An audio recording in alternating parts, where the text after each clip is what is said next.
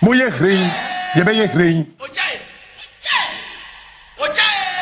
Say, the Massa nefu, the Ebeka nefu, the Enedan sim, the Mubebu. Say, one why says 1 second won't be being sank and Fantimine Hono constituency in Hono. That. And yet that. The Mecano. Ivan Aquaba. Captain Major. Lucius Aquaba. Captain. Ivan Young Afenyo Markin versus Ayaga. Chief Justice betting.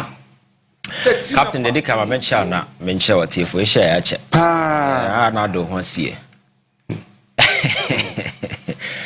I think, sir, Obia or Ghana will follow the proceedings regarding the removal of former Chief Justice Toko Nobiano, who see clearly, sir.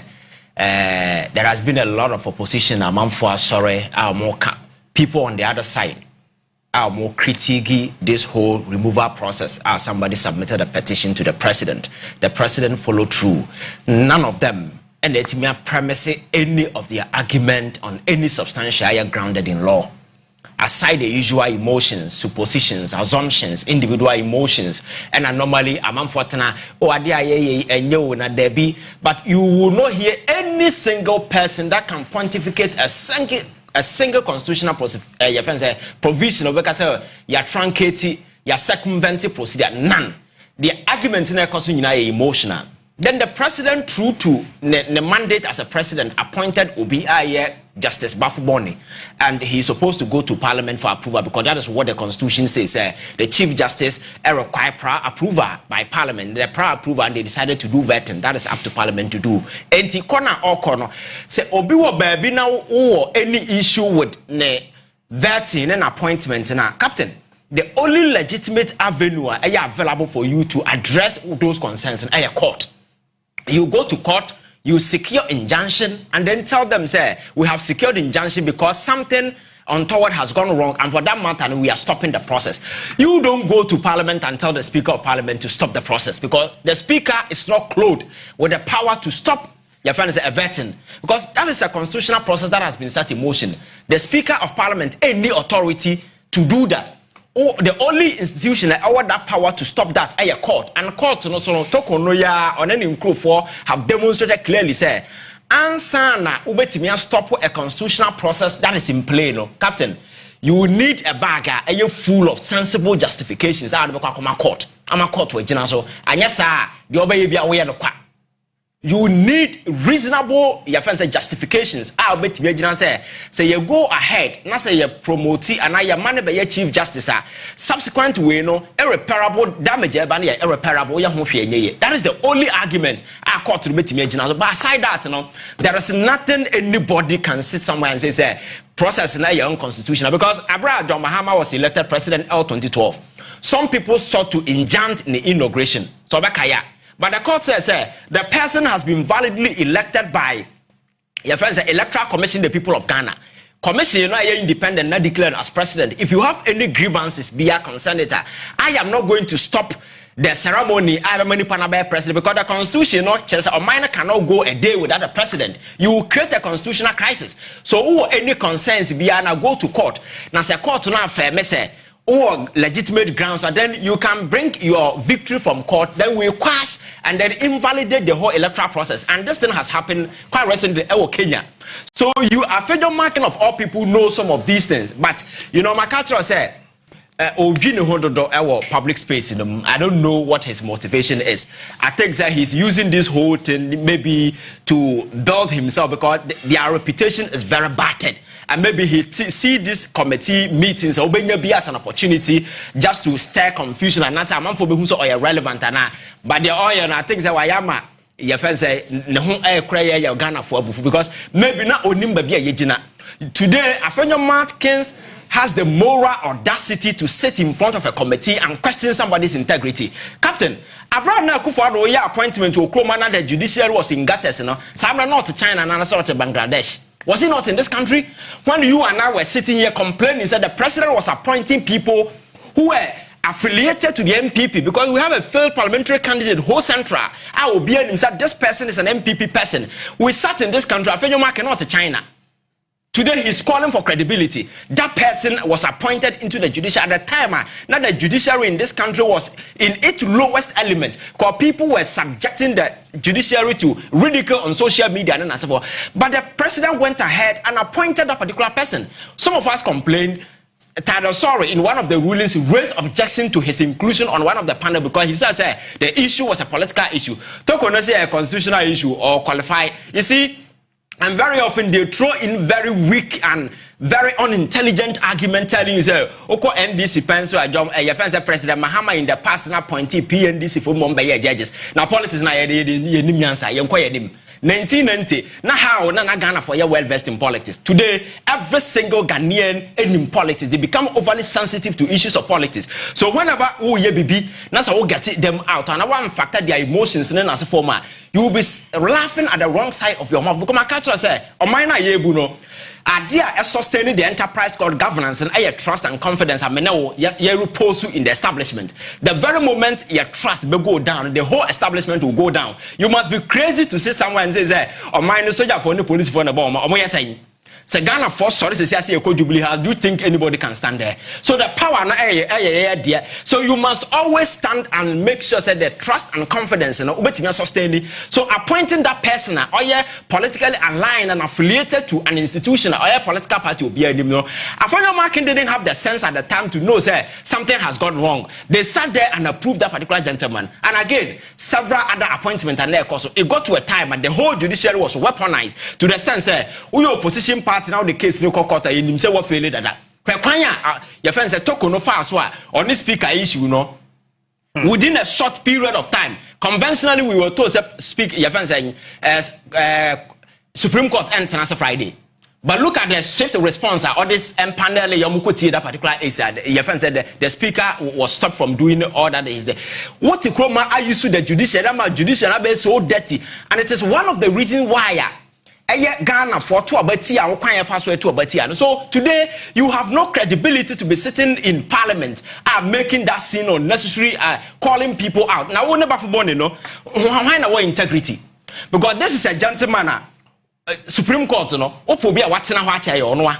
he was appointed by President Kufuor somewhere 2008. The only way Kufuor didn't because election petition, he didn't move for President Kufuor.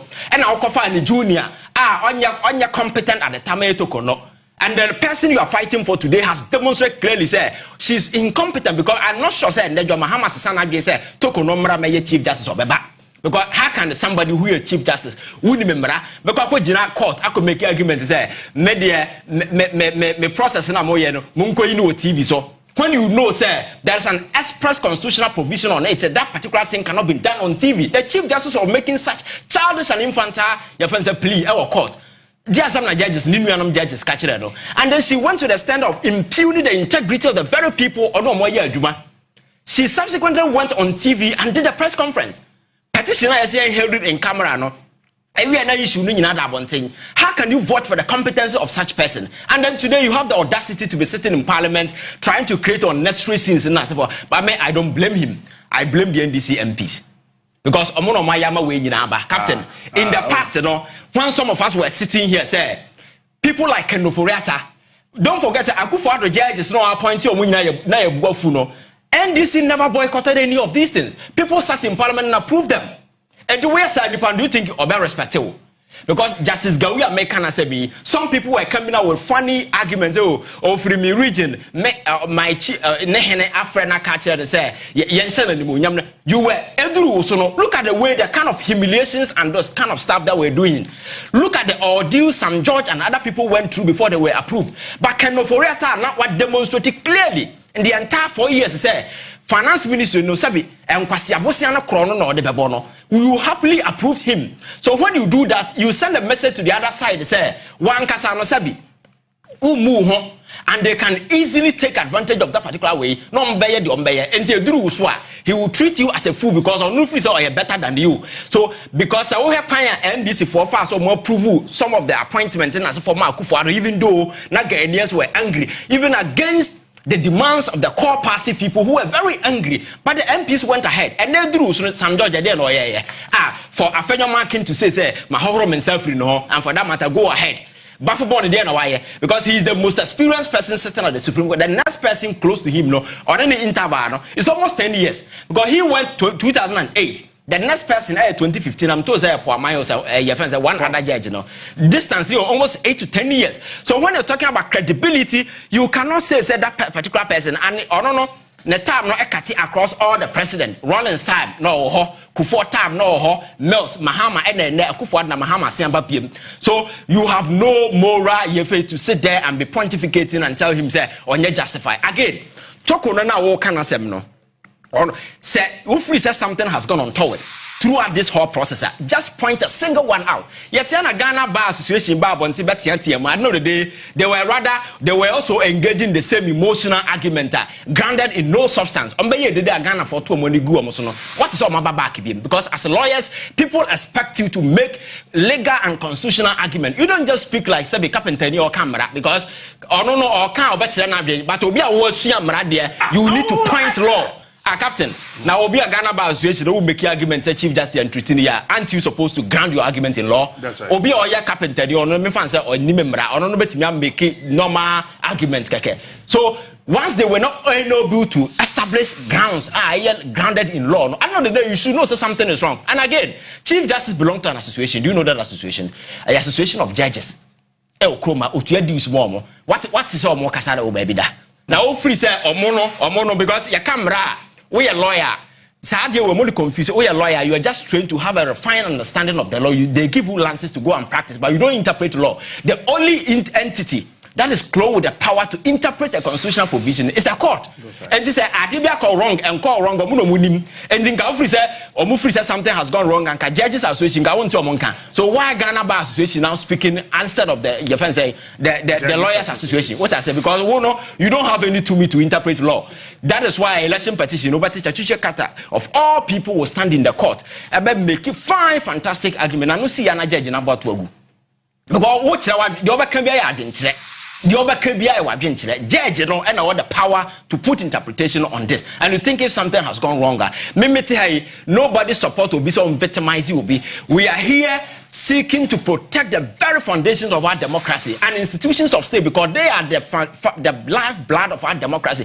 And we will not sit here for few people because of their misguided greed, the insatiable quest to overcome whatever, no, about subject state institution to whatever that they want to. The fact of the matter, and I say, Captain, Afenyo Markin and Co should just shut up if they have any reasonable grounds. Our Officer Baffleborn was not properly, your friend saying, appointed. They should go to court. And again, on one case, the author Abena, he's a young guy, but he cannot go to vetting. He cannot face any vetting committee for even 1 minute because the skeletons in his closet, you know, or no him. And then Akufo-Addo appointed as a minister. Can he ever go for vetting? The day of vetting him? No, you can't even go for vetting. And you sit there and be talking, your friends say the way he's talking. And you see, those of them who think say this is an opportunity for them to rebuild them. Say, "Ma me not say public accounts committee. So ya buy so ya browa. Sa ma me no." See the way you sue the institution just to rebuild herself. But don't forget no ye kenoforiata the deputy and Semuna course she was part of it. Today we got to answer yasanto dogana ma and this. You see, he who comes into equity must come with clean hands. And some of these things, you know, and an avenue for you to go and build your tattered image. So Papa Ghana for would know. What I say? Lucius, what? Me person cry say me alcohol will be because I think say enra I really nya kwan eti ehwe videos mu na ensema na me kan de dodo na I think say Ivan aka enti because ohwe niema Afenyo Markin say lo krum ha ya airtime na me ma dwen kire me say because say NPP no abeye unpopular no ni I say or per se offer that so now so there the other no popular but so who say ebi mu ni di no adua ho no ye to aba you say your friend say MP ye do aba into constituency na ya to aba ayu wo mu no that constituency no enso wo expectations enti say obet na ho and no party ni so there but don't take advantage of party na enye popular no emfa make you popular. But Captain, yeah, na me pese me kan say unse maka say me pese me ko honum bebre unse ya to base p mu say what ya me pese me ka ehɔ no kakra because man say ebi mo I started ka ho asɛm ebi mo they compare the previous base pay increment, you know, and even the recent one eba ya President Mahama kɔtena mu no na no kwasɛm yɛ sɛ enra ba na be frɛfrɛ me no nyina no me ka kyerɛ be sɛ ohwɛ the previous base pay abetu ma na ohwɛ niema inflation money the exchange rate at the time na o de ba be compare we o tumi say aban no ayeden ayade because na inflation enam somewhere 23.8 na yekoto base pay na ekoma 25 you see it tells you say scanner obeje no krampo no untimi nhede de emfa nya hwe sa enti upon sa increment na eba ye ni nyina no ye nyina ye hu ahokyera na eden na ewo kurum ha isi enti se ene inflation nam 8% na se exchange rate no aba fam na se government no ka se oma 9%. It tells me say ohun betimi ade ohun betimi ahenhan wo wahu ahokyera na ewo previously no as compared to ne ye nyina ebedi adanse say ye ho nto ye bebri sa na mum eye sen ayi enra administration na eden ewo honom no ba captain ade ba ko am pese me sande kan we a me kan ho eye se admefo no bi mo no because ye ba be read budget no ye read the budget no we na say ye boss say base pay no ya increase no by 9%. Meaning say admefo bi to say teacher for and nurses morning as for no sometimes won say be sha say be agitate no kwasem ye say base pay say etu eye no even 100% krampo a you still now no your admefo bebre wo ho no ma be ho ebe den ho be kire be ewum ahu say wo pese wakatua na oje no eso ani a I think say they should begin talking with their union leaders. Say condition of service no. Say home near say beden behwe because any year ya to even 9% no. Those with good condition of service no. Bebe de beden ebe konanim.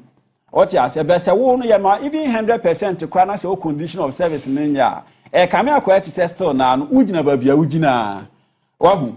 Go on say recently ya nurses ebi mo nurses be eba bonten be case o be condition of service bimo a say be hwe kwan say aban no e de be mabe no on farm mabe and I think say be cause strike kra wo sad no ho ahu and I know say teachers for also bimo nso no be wo condition of services bimo say government no hwe as abri we see no be nya enye den enhwe mfa mabe meaning teacher for de bi to say the deprived area allowance ne na sefo a akama ebesi sabri no government no nya den enhwe ye enti de mesre say feel say ebia the oje no is nothing to write home about her, then we should be looking at the condition of service no union leaders no they're not no needs Ghana midwifery association so say then na se for no say be hwesad no na be beka because obi ye de obi akoto akurase na say what deprive no na opese o ma no allowance wo ho na wa ka chen so ye be ma allowance na wa hye akura na se akira dia na won fa ma na eno no eba sa ema ni ha ana se obi a oye nurse ni na wa promise no say extra duty allowance ana se overtime allowance na se won fa ma na enso de ani ha den eba enti no mesre say 9% ne de for now no de betumi consider say eye but say bia say ye hwe the other areas say condition of service no say betimi di bibi kakra abeden aba kan ye ho a ye hwe sa area no nso say na be ya at least say bosome so na say wo kwa kwadu pay na wa hu say anya hwe kra no base pay no a mensa kan ye no say aduma we ya me ye ya na extra duty ana say uniform a me share ya ye ka say be ma uniform allowance no ye de ama me eni nti no at least metimi eden etimi de aye bibi wahu because ukọ other jurisdictions bi to say extra duty allowances ye mfa ni agro ma men kan sem back ukọ ba bi to say teaching folder ye me ma be responsibilities bebree sa responsibilities ni nyina no nipa